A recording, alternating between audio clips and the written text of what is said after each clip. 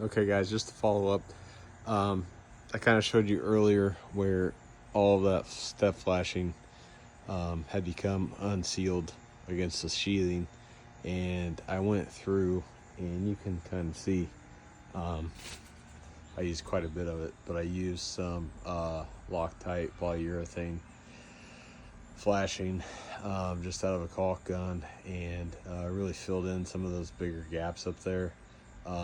Basically redid this whole entire front area. This lower area wasn't really an issue. It was more coming from the peak of the roofing there, and it was water. We had water intrusion between the siding and where the roof meets. Pretty big gap there.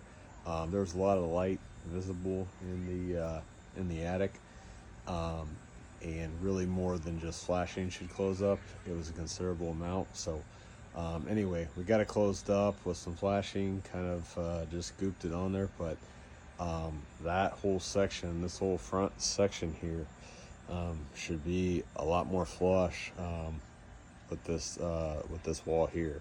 I did check in the attic where I could see and cut that hole in the ceiling, and there's no light coming through. So I think we've got it closed up. Granted, not a lot of moisture should get behind that vinyl siding, but you will see some, and you know, that's why there's weep holes behind the vinyl. So it's not probably going to be a huge deal. This is the north side of the house. It's fairly protected under this soffit area, and as I mentioned before, I think that's probably why we didn't see a whole lot of issues up until this point, 25 years later. We had quite a bit of rough storms early spring, March, April, May, some really hard wind-driven rain and no problems. And then we had a couple of downpours that were pretty heavy in the last couple weeks, and that's when I started seeing the damage inside. So hopefully we'll get this vinyl siding back up, and we don't see any more water issues again. Cheap sheathing. I'd like to see OSB up there with a wrap on it, or some other kind of material, but that's the way they chose to build it. So that's the way we're going to leave it for now.